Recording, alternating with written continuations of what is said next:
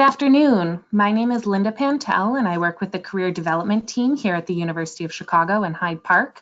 I'm delighted to welcome you to our webinar entitled Stop Being Humble, 3 Ways to Inspire People to Work with You.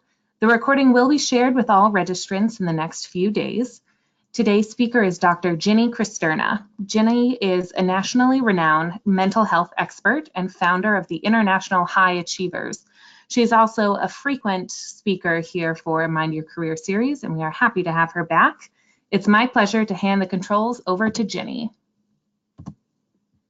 Thank you so much. This is completely awesome, as you guys know, and I'm going to share my screen with you all. So 1 second here. There we go. Awesome.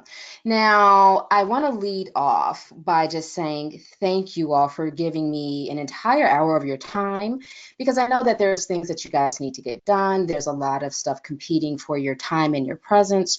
So for you all to be here with me and Linda today is really, really cool, and I'm very just grateful. So I promise to make this hour very worthwhile, and with that said, Linda is going to be our Vanna White for today, who is super awesome. So if there are any questions that you have, or you just want some clarity on anything, go ahead and type it in that questions box, and Linda will give me the proverbial internet tap on the shoulder and ask that question on your behalf. And so don't hold back. For those of you who want to wait to the end of the presentation to ask your questions, feel free to do so. And yeah, so I think that is all the good stuff about asking questions. Now, you all know by now, because some of you have done several webinars with me, that I just love my University of Chicago. So before we get started, I want to remind all of you that November is Career Month at the University of Chicago. So make sure that you sign up to receive notifications, because the lineup is going to be released shortly. So for those of you who are really interested in participating in some really amazing and epic events that are designed to help you and your career take off, make sure you are on the notification list. Just go to www.careers.uchicagoalumni.edu and you will find a way to sign up there. And if not, then you can always give Career Services a call or send them a little email. They'll be more than happy to help you, because they're super helpful people. Anyway, with that said, I think that that is a piece of housekeeping that's very important for my University of Chicago Maroon family, because I want us to always do well.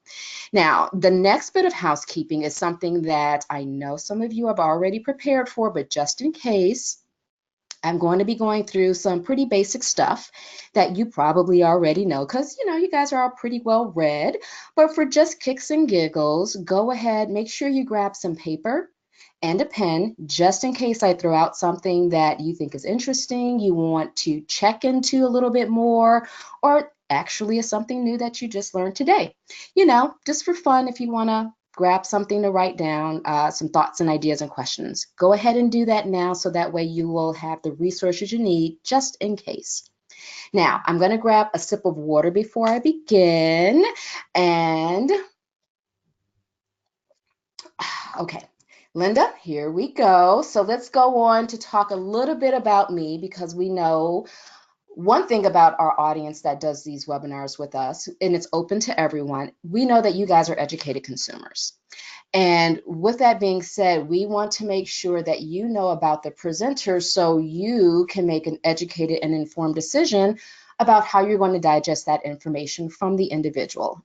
So what I would like to do is just share with you a little bit about myself, and that I, of course, went to SSA, graduated last century, which is actually, I graduated in 1999, so that's a typo because I'm old. Anyway, but I graduated in 1999. I've been practicing for almost 3 decades. I did found the International High Achievers private practice, which I work with clients from all around the world, and here in Chicago as well. I do a lot of psychological surgery, so I'm a Rohan doctor, clinical hypnotherapist, so people who are coming in to work on very specific matters. do come in to work with me. I am the former resident therapist for Jet Magazine. I think I was doing that for a little over 3 years, and I do a lot of television and radio as a mental health subject matter expert. And I was also the former sports psychology manager for USAT Taekwondo, which I worked with as a consultant and manager for about a decade. So I do a lot of work with professionals and athletes and individuals just to help them find deeper healing and have meaningful corrective emotional experiences. So a lot of work around depression, anxiety, mood disorders, trauma abuse, dissociative identity disorders, power and control, women and minority issues, all that fun stuff. So that's a little bit about me. And if you are still interested in hearing more about what I'm going to talk with you about, then we're going to go on to the next slide. So I thought I would just start this webinar with the basics, okay? The one thing that you must do to inspire people to work with you is educate them. Now, that's going to look very different from what you think educating people about you looks like. And so that's where we're going to spend the bulk of this webinar talking about today. But before we go on to what it means to educate people, Miss Linda, let's go and put up the first poll. And I just want to know how many of you educate people when you talk with them about what you do. And just, one of the three. I do, I don't, I have no clue, I just kind of talk. And go ahead and just type one of those. And Linda, let me know when we get the numbers in. Great. Thank you, everybody, for voting. It looks like we have a 54% I do educate, 18% I don't, and roughly 29% of you have no clue. Okay, well, that's a nice or interesting spread. Well, most of you said that you do educate people, which is good. A good almost 30% of you say you have no clue, and about a little under 20% say you don't. So this is where the rubber hits the road, if you will, because even if you're educating people about what you do, it's not always about what you're educating, but how you're educating. And for those of you who don't, you're missing out on a really wonderful opportunity to get people to engage you and see and experience you in action in a way that is really quite profound. So we want to maximize on that and get you to start doing that a little bit more. And then for those of you who say, I don't know if I'm doing that, this is a wonderful opportunity for you to be reflective now and see in hindsight, of course, right? Those moments that you may have accidentally educated someone, right? And those moments that you didn't, but you could have, taken advantage of the opportunity to do so. So this is going to be a really great opportunity, no matter where you are on that poll question, to start to do something very different, very productive, and very intentional.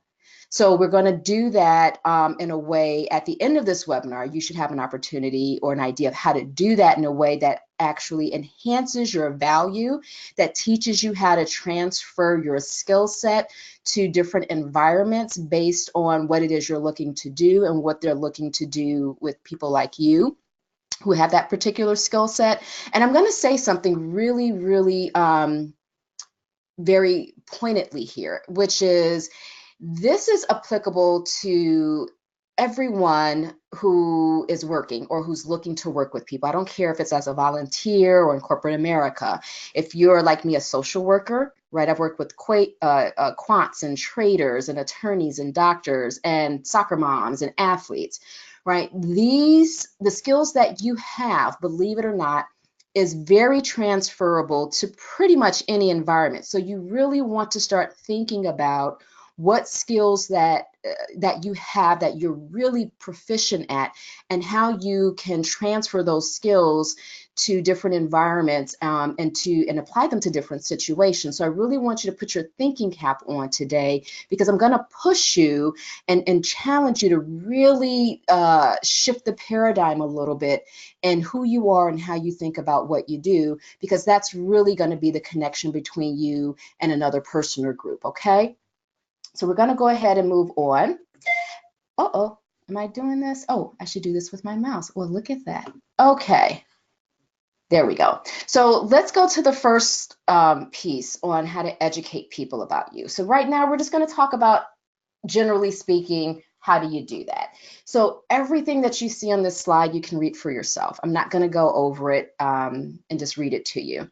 But I do want you to know that we are focused on learning, right? So the first two things that you're going to do is make sure that you are aware of what you have learned from what you've done well. And then the second thing you want to do is make sure you're aware of what you've learned from the things that maybe you didn't do as well. And from those two spaces, you want to be able to say, okay, well, how did I become better because I failed, or because there were several mistakes that were made? What did I learn from that? As well as, you know what, how can I apply this thing that really surprised me and went surprisingly well? How can I apply that to different situations? So for those of you who are looking for a job or you're trying to network, you really need to be proficient and connected to your successes in a way that allows you to share it with other people or another group or another organization.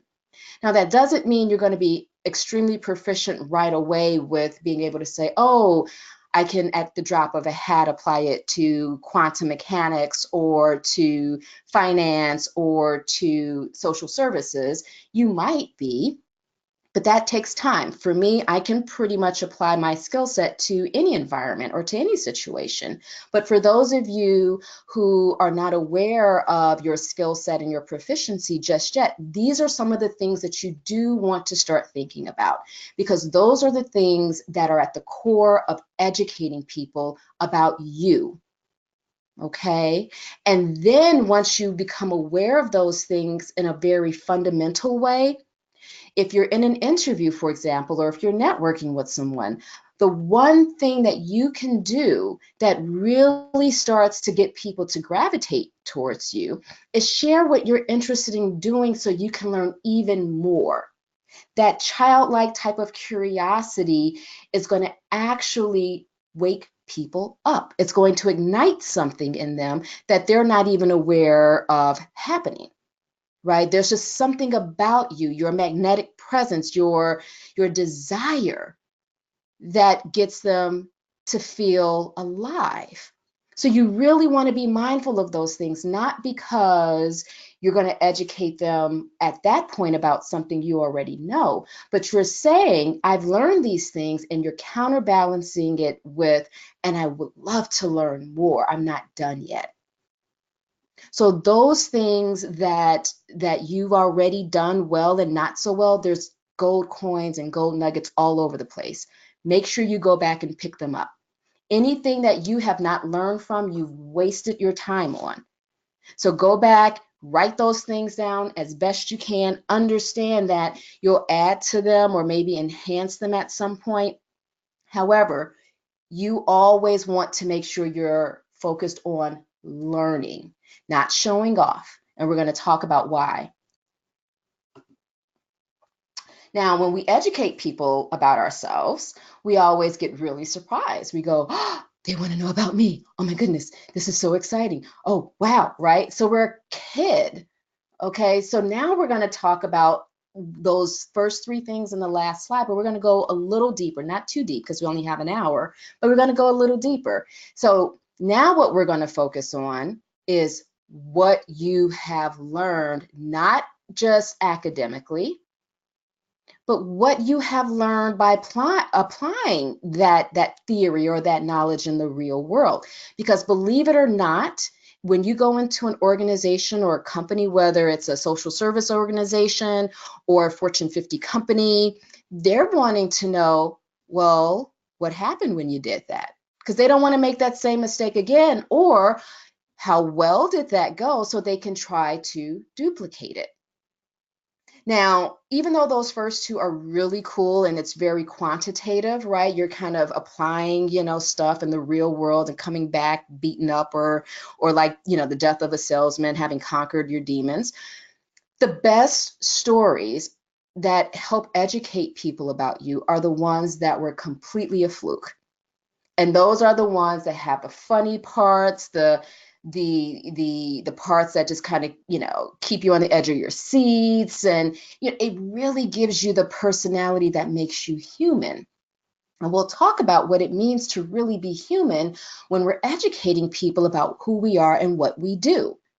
Right? So when you're looking at this particular model of either hiring someone or being a candidate for a position or looking to get a new position without necessarily applying for anything, you're going to start realizing that this really isn't about an interview. This is about helping people understand your value. So you're able to, with this particular model, kill several birds with one stone, which is a very powerful way to think about going through the world. You don't have to prove yourself any more to anyone. The mindset here is sharing what you've learned with people and getting them excited to learn more about what you've learned and to take the next step with you in learning even more or going into an area that you're interested in. And I hope that makes sense, because those stories that you share with people are the things that bind people to you, are the things that really get people to really like you and adore you, if not just outright love you, because you're human. You have the courage to do maybe those things that they only dreamt about, or that they wish they could do, or they were about to do, but for whatever the reason, couldn't really muster up the courage or the resources or the wherewithal to do it themselves. And you would be surprised at how many people would love to do the things that you've already done, but for one reason or another could not. So be mindful of that. So that's in that first part, that what you learn part right here is how you teach people about what you've learned.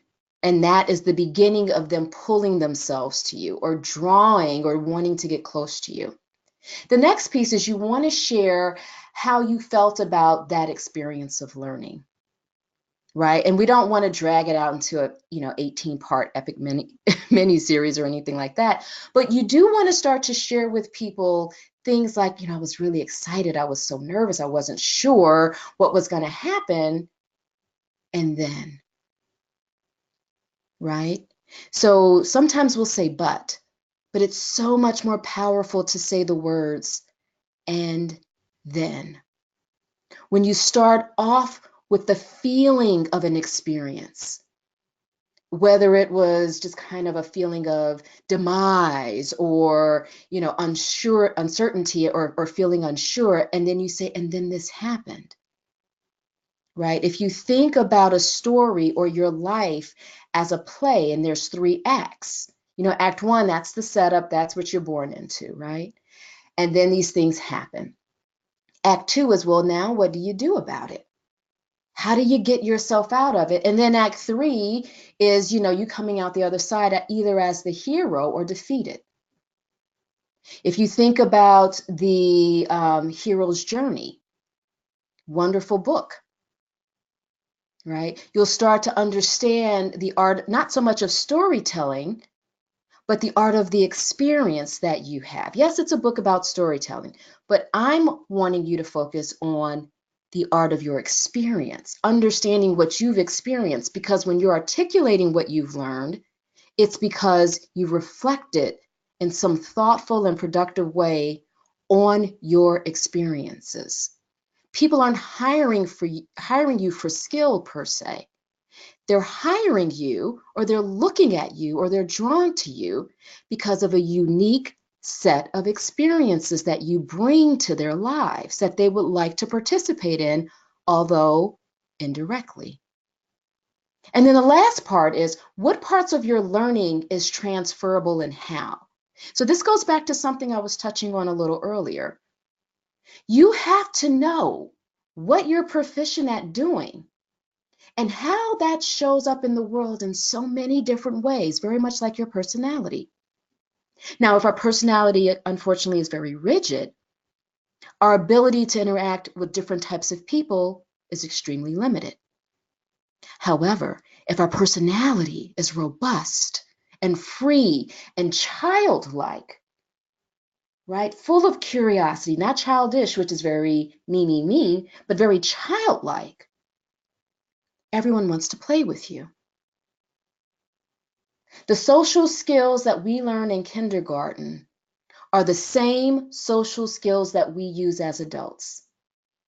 Whatever we have mastered as a child socially shows up in our ability to interact with people as an adult. So it is very much true. Everything that you need to know, you've learned in kindergarten. After that, it's about becoming an artisan. Life is an art of experience that you are responsible for understanding and sharing with the world in a way that makes sense to the person on the other side talking with you. Understand that the things that you are proficient at learning how to do or knowing how to do, are the very same things that will help solve problems. But if you're unaware of what those skills are, then how can you possibly be aware of what problems you're able to solve? Okay, so with that said, let's go ahead and talk about how you can use your stories to share your learning in a maybe annotated version or a consultative way. We're not going to go into detail right now, but we're going to talk about that. So let's go ahead and move now. Before I move on, Linda, was there any questions so far? I want to make sure I stick to time, but I also want to make sure I answer any questions that may have come up. Thank you. We don't have any questions yet. As a reminder, please include them in the Q&A chat box. Awesome. So we're going to go ahead and we're going to move on to education, right? There are 3 ways you can educate people. And most of us do it, at some level, even if you answered, I don't know, right? Or you think you don't educate. But there are 3 ways to educate people. And when you're educating them, remember, you're educating them about who you are. However, when you use these 3 ways I'm going to share with you together, it is a surefire way to get people to want to work with you. So even if they can't do it now, in their mind, they're going to want to work with you. Whenever they get a chance to work with you, they will do it. And this sparks so much interest in that it places you in front of them in their mind's eye as their ideal candidate, friend, colleague, whatever. And the first one is practical humility. The second one is grace. And the third is oneness. And we're going to talk about each of those in this next section. So let's go ahead. And before we get into practical humility, so again, learn it, use it. We're going to talk about how to do that. Let's put up a poll question, Miss Linda. How many of you practice humility consistently? I do, I don't. Some of you might be like me. I'm just trying to be a better person, so I just do the best I can every day. And that's okay. I don't know too many folks who are humble all the time, unless you're like a Gandhi or something like that. And then Linda will tell us the results. Bravo. So we have about 61% just trying to be a better person, and 39 do. And the rest of you are very, very honest. And that's why I love my UChicago family. So look it. Again, I don't know very many people who are consistently humble, and most of us, we're just trying to be better than who we are, right? And even if you're, thinking of yourself as a complete, antisocial person, you don't like people, whatever, it's really hard to not be a little humble sometimes and maybe not say thank you or I'm sorry, okay? So I wouldn't worry so much about it. I was just curious because when we talk about humility, you'll be surprised at what it actually looks like in the real world. Right? When I work with people, I am working with them with the specific intention of making it practical, something that you can use every day, right? I love theory, I love data, but if I can't apply it in my everyday life, it's just a piece of information that's useless. Okay, so we're going to talk about practical humility and how not to punch people in the throat. All right, so let's go ahead and do that right now. And there we go. So what is practical humility? Well, it's definitely not arrogance, right? Arrogance is not a good thing, but it's also not demeaning. It's not being less than or beneath somebody or having to be a servant or a slave or a welcome mat, right? Those things are not humility. That's not being humble. That's being humiliated. That's humiliating, but it's not humility. So a lot of people think that if they treat themselves like a doormat, that they're being humble, and that's very, very inaccurate. Very inaccurate. What humility is being very relatable, acknowledging, very accessible and common, and detached from the outcome. Truly being childlike, truly being curious about what would happen if ... That's what practical humility is. I treat a lot of people in my practice who thought humility is the first three things listed here. And now they have low self-esteem because they were taught that you should give everyone else what they need before you meet your own needs. They were taught that to not be better than someone meant to be that you were less than the other person. That if you shined, you would be frowned upon. And that might be true. People may not like you, but you need to be okay with that. If your humility is coming from that second area, even if they don't like you, they will respect you. Even if there's some jealousy or envy there, they will still respect you. So you want to make sure that you're aware of what practical humility is and is not. Because so many people live in that those first three dots right there, those first three bullet points. That's not humility.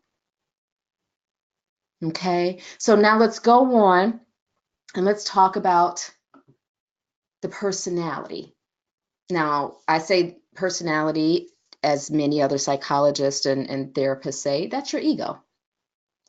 So when we're talking about your personality and we're talking about helping people to learn about you and what you do, we're really talking about the stories that your particular ego tells other people. When we tell stories from our ego, right, if it's an unhealthy ego, in the truest sense where it's, mediating things, right? Trying to navigate fears of being rejected or not good enough and all this other stuff, or being impulsive, and we don't want people to judge us. The stories that we tell when we're educating people will actually invoke fear or divisiveness in them. That I'm better than him, or I'm better than you, or the next person. And that's a turnoff. I'm going to say that again. When we talk about the ego, we're really talking about how the ego usually tries to navigate our fears right? If you're a Freudian, it's trying to negotiate the superego and the id. If you're, a self-psychologist, it'll be another version. But we're really talking about the ego trying to walk the middle of the road because it doesn't want to go to one side or the other too deeply. So you really want to be mindful of your ego. This is why ego work is very important. Because whatever the ego fears is how it's going to show up in your story. And then if the ego tries to compensate for that, it's going to show up in your story as being presumptuous or arrogant or controlling. And no one really likes that. Or you're going to defer to everyone all the time. You're going to be afraid that people aren't going to like you, or you might become invisible. You might fight or resist. But when our ego evolves and becomes healthy, when we start to tell our stories and help people learn about who we are and educate them about who we are and what we do, that's when humility just shines.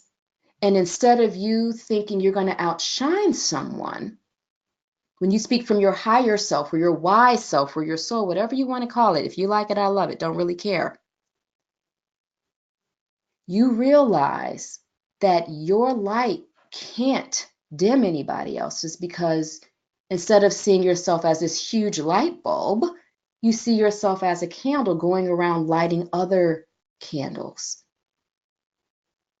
Your light doesn't diminish because you light another person's candle. This is what makes you genuine and approachable. Now people aren't threatened by you because there's nothing that they can take from you. In fact, people are drawn to you because there's a lot to gain from you. So be mindful of that. When you speak from a place of love, humility, and genuineness, people are often considered problem solvers. People prefer to work with you because you can work with almost everyone, even the people who may not like you. When you're humble in your humanness, people can't help but to let down their guards and talk more about what their ideas and thoughts and feelings are. And it's the feeling, the being able to share a feeling with you, that's going to connect them to you. Now, with that said, we're going to go on to the next slide. And we're going to talk about lessons in wisdom and in grace. People think, oh, honesty is the best policy. Well, only if you use it wisely. So we're going to talk about how grace is one of the key ingredients to having people claw to work with you. Okay, wisdom and grace. But grace, oh my goodness, if we can get more of that and bottle it up, a lot of people would be better off for it. But before we do that, let's put up our next poll. And Miss Linda will show you the question: how many of you have a hard time putting aside your differences to make the best choice for the greater good? So in other words, can you pass up an opportunity to get even with someone, especially if they deserve it? That's the hard one, especially if they deserve it. Yes, I can put aside my differences. I do the best I can. Sometimes I slip up and you might get a pitchfork. Everybody's going to pay. Everybody's going to get the pain. Which one do you fall in? And then let us know what we end up with, Miss Linda. Excellent. Most of you can do your best and sometimes slip up at 66%, and 34% of you can put aside your differences successfully. Excellent. Now, here's the thing, and I want to keep this poll up for a little bit, Miss Linda. I can put aside my differences. 34% of you say, I can put aside my differences. I want you to think about those 34% who answered that one. I want you to think about the moments when you did do that. How hard was it for you? What did you really have to face in order to be able to do that? Okay? Because that's going to tell you where your next pop quiz is coming from. For those of you who said, I do the best I can and sometimes I slip up, I really want you to think about at that moment, where did you slip up? Where was the opportunity for you to have grace and you said, I just can't do it? Okay, and this isn't something to beat yourself up about because we're all going to do it. This is an opportunity for you to learn and get ready for the next pop quiz you're going to have because we have them all the time. Okay, so just something to be mindful of. All right, Miss Linda. So let's move on to that slide. There we go. So we're going to talk about discernment. Now, when we talk about discernment, this is an opportunity to bring home the need for sorting through the gray areas. Okay, why would you say something to one person and maybe not another? Same situation or very similar situations, that's the gray area. What would make you do this thing and not in this situation and not the next? Why are some people able to get away with doing some things and others are not? What makes them or that situation different? That's really what we're talking about when we're talking about discernment, is the ability to know the difference and being able to be aware of what that difference is, because it's usually something very subtle, very ephemeral. And in discernment, which is what often gives rise to grace, you have to answer these questions, and it's usually done in a millisecond, which is, should I, even though I could? Am I saying this thing in a way that will tear somebody down or benefit everyone? Maybe not at the same level, but it's going to rise all of the boats on that tide. And can I say this thing that's very hard to hear in a way that can be digested, even if it's a little bit? Or do I just need to get it off of my chest because I can't hold it anymore? And is this the best time for me to say that?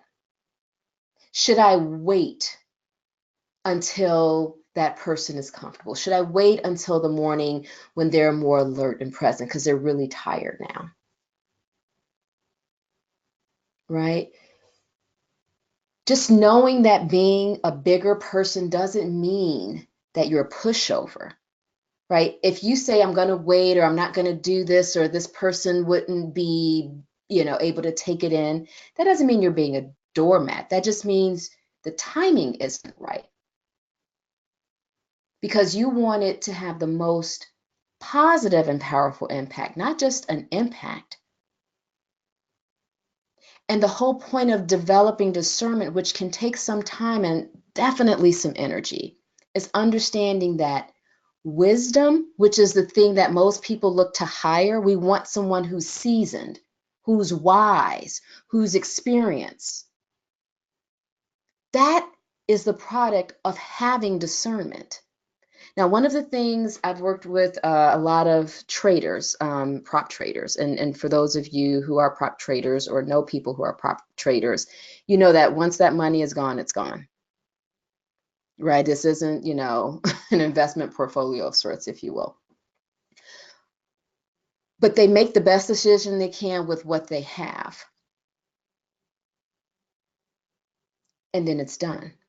It's over. So having that type of discernment of when and where can be applied in places like trading, where everything happens in a millisecond, you can get wiped out in a matter of seconds, or become very, very wealthy in a matter of seconds, or in social services where you might not take a kid from one home, but you might have to take a kid from another home.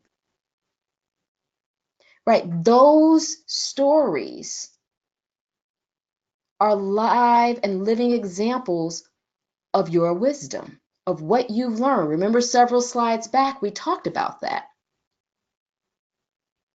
What did you learn from the things that went well? What did you not learn? I mean, what did you learn, excuse me, from the things that didn't go so well?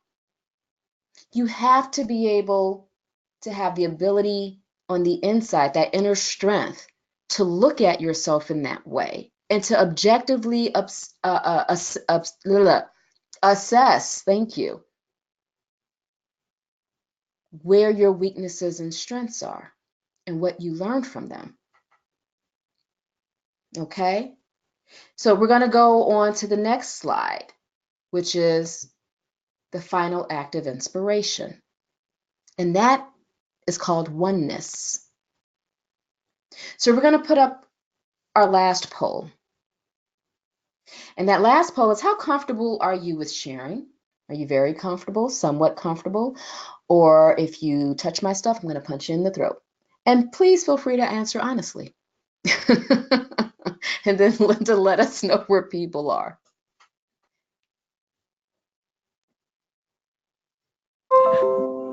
Thank you for the shifting, honest answers. Okay, we're gonna close this one. Okay, well, look at that. Yeah, 40% of you very comfortable, 52 somewhat, and that 8% at don't touch my stuff or I'm gonna punch you in the throat. Tell us more about that, Jinnie. Okay. Well, being as I'm a recovering puncher in the throater, I know that feeling. But this is really interesting, and this isn't scientific, as you guys know, but this is just so you can become more aware and reflective, so you can at least start moving towards making choices that are aligned with what you would ideally want to be able to do.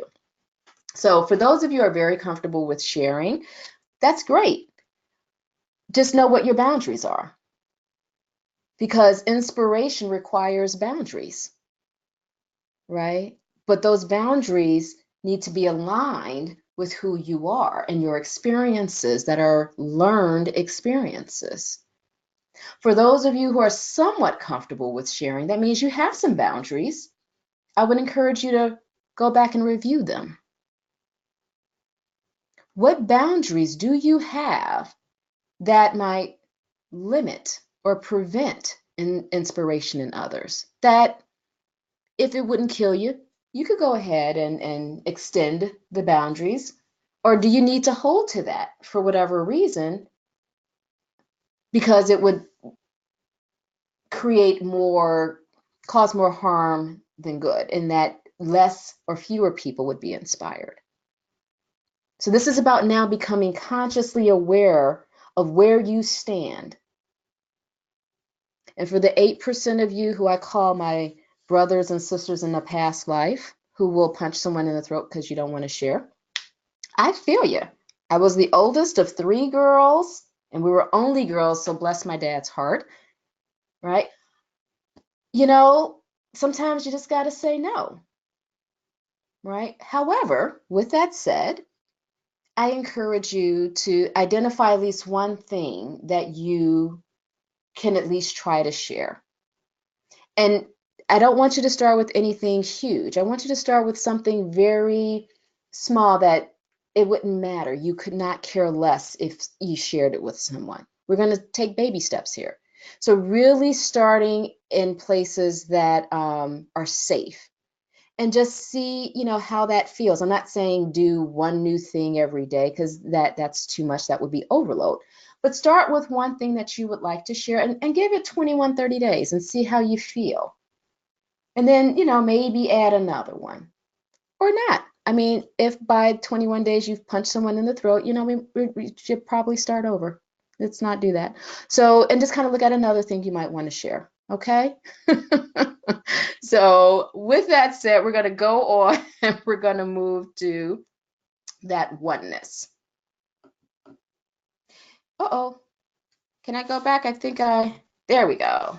All right. So when we're talking about that oneness, we want to engage and ask and identify. And this is that part of the bridge when we cross it, right, into inspiring people to work with us, to really be pulled towards us, where we get them to say yes to us, yes to wanting to connect with us in a way that's more meaningful, in a way that invites, if you're looking for an interview, invites an offer, or invites people to want you to participate on their team if there's a project or something going on, okay?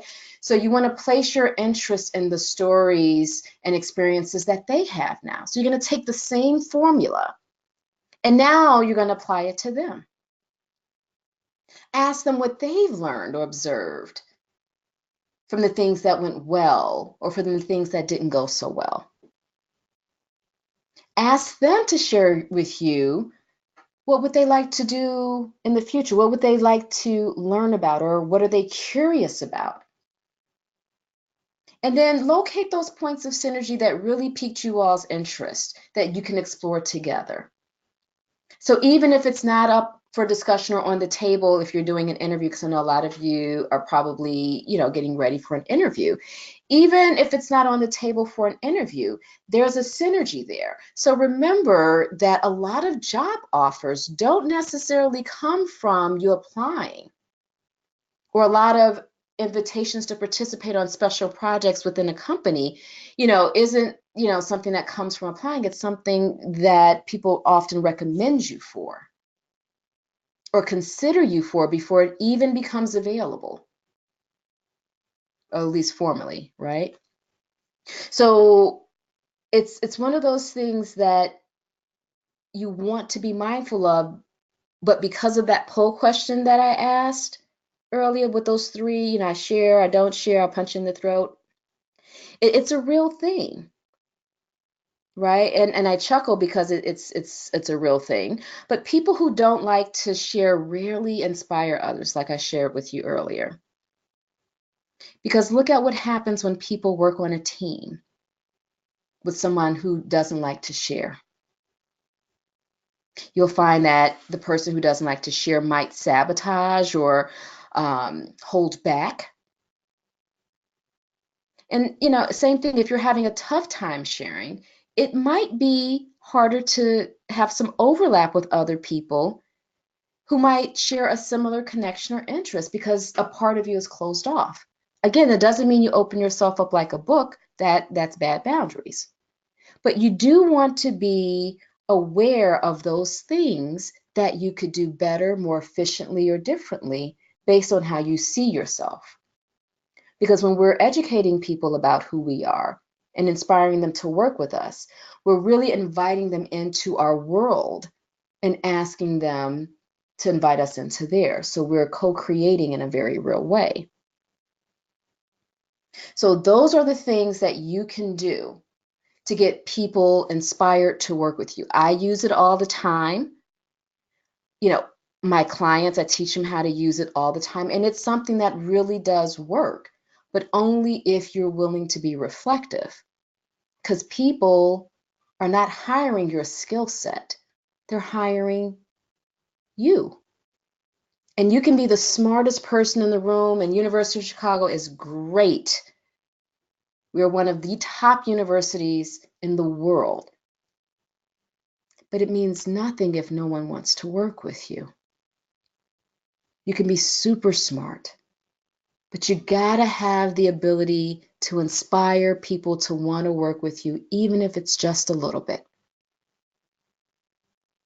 And with that said, I think I did well on time. I would like to say thank you all for spending this hour with me. And if you have any questions or comments, feel free to type them into the box and Miss Linda will share them with us. And if not, you can always email me and I'm happy to reply to your email and answer any questions that might pop up after this presentation.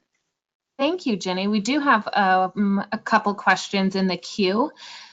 One question, where is the fine line between sounding like you're educating versus bragging? Exactly. So I'm so glad you asked that question because one of the things that comes up a lot is people cross the line. So when you're educating someone, you're sharing an experience. And the way you share that experience is through tone, right? So if you share your experience of winning a multi-million-dollar grant or contract, right? And you say, you know, we beat the crap out of them. You know, we came with such a more, you know, such a thorough plan, and we had X, Y, and Z, and we won it because we were better. That would be arrogant. But if you said, you know what, there were a lot of people who were going for a particular grant, and we really honed in on what the grant was looking to support and looking to invest in terms of work, and we made sure we were aligned with that vision that they had, so we wouldn't take us too far to the left or right or outside of our field of expertise. And we really spoke to the essence of what we do, why we do it, and how we do it better than anybody else. That's a lot more humble, right? Because you don't have to beat someone else up in order for you to stand out. That's the fine line between being arrogant and being humble. So you want to make sure that as you talk about the things you've learned, you're respectful, you have grace, right? Everybody is worthy. Just because you get it doesn't mean that they're less than you, right? That's in that other slide. You always want to respect the experiences that other people may have had, and you can do that without tearing them down. Was that helpful? That was great. Thank you. And thank you for the more questions that are coming in. Jinnie, how do you deal with people who feel threatened when others come to you instead of them? Oh, that comes up an awful lot. One of the things that you want to do whenever you're in a corporation, because you can see that happen more so when you're working in a company as opposed to, say, like a private practice like myself. So the first thing you want to do is find out who the experts are. Okay, and you want to get them, and this is why the last part of this presentation was so important, right? You want to engage the other people that you're going to be working with, or you want to develop the reputation of engaging other people that you work with, if only for the sole purpose of them knowing that you respect what they do. For you to go into an organization and educate people about you, but you not know anything about anyone else, is arrogant. Right? So if you have a supervisor and say, and I'm a social worker, so I'm just going to stay in my space for this particular example. Say I'm a psychotherapist, but my supervisor is a policy person, admin lady, and I report to him or her. Then I want to know that that person is a policy person and they do admin, and I don't know anything about that. So if someone comes to me and says, you know what, I'm really frustrated with this policy, yada, yada, yada, yada, yada, I'll say, you know, okay, yeah, definitely hear that it's something that, you know, can be frustrating, dot, dot, dot. But you know what? What are some things that you can do? What are some specific thoughts that you have that might have some opportunity to be adjusted? What are some solutions? And the best person to talk with that about is Melinda, because that's what she does. And if you present it to her in a way where you were wondering, right, that curiosity, that childlike curiosity, if this might help or enhance what we do, maybe, you know, that might be a win-win for everybody. Or you know what, you have some valid questions, talk with Melinda about that, because she's really open. This is her space, right? In order for you to be respected as an expert in what you do, you must, one of the rules of power is that you must respect others' lanes and their rules, and I mean, not rules, but their lanes and their areas of authority. If you do not do that, you have set yourself up to effectively fail. You will be blocked at every turn, and you will develop more enemies, to be very candid, than you could ever imagine. Because see, now you're throwing it in their faces. You have to respect people's areas of expertise, just like everyone else respects yours. And what happens is you gain allies. So that's what I would say. Thank you. And what are some strategies you suggest to educate someone who may be short on time? Is email ever acceptable? Yeah, but you can't communicate as much in the email. You know, we have just maybe 90 seconds if we're face to face with someone, even less than that in an email, depending on how your, subject line is written in the first sentence of your email. It's too many rules. So what you want to do is develop and cultivate that relationship, right? A lot of times what I've seen happen, or what I've heard happen from clients who are decision makers or who are in positions of power, is they'll say, you know what, there's no warming up period. A lot of people just want to jump right into it and just say, look at me, yay. And it's like, oh, well, that's cute, but it's ineffective, right? Yeah, you got a lot of ambition and all this other good stuff, but you didn't follow the social rule, right? Even though we're in an internet-based, hyper warped, type of reality now, everything happens instantly. Human relationships are the same. They take some time. So you want to share stories with people, and you want to start with short stories. So as you bump into them, you want to say, oh, I heard about what you did. Good job. Or that was awesome. That was a pretty ingenious way of applying ... to ... and keep moving. Knowing that developing human relationships with people takes 6 months, if you're me, because everyone I think loves Jinnie, because I love everybody, but that's just me being special right now, right?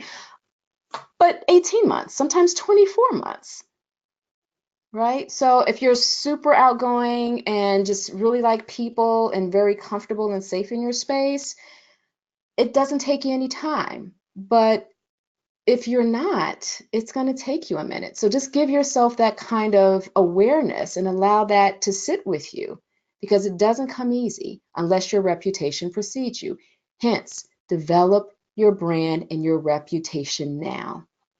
That way, when they hear your name, they already know your story, or they already know that they're getting this kind of personality coming in the room. And the only challenge you'll have is make sure that you maintain or exceed that expectation. Thank you.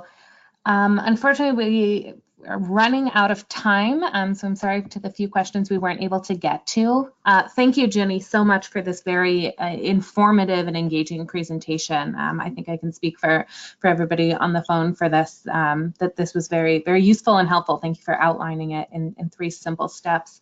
As a reminder, we will be sending out the recording to this.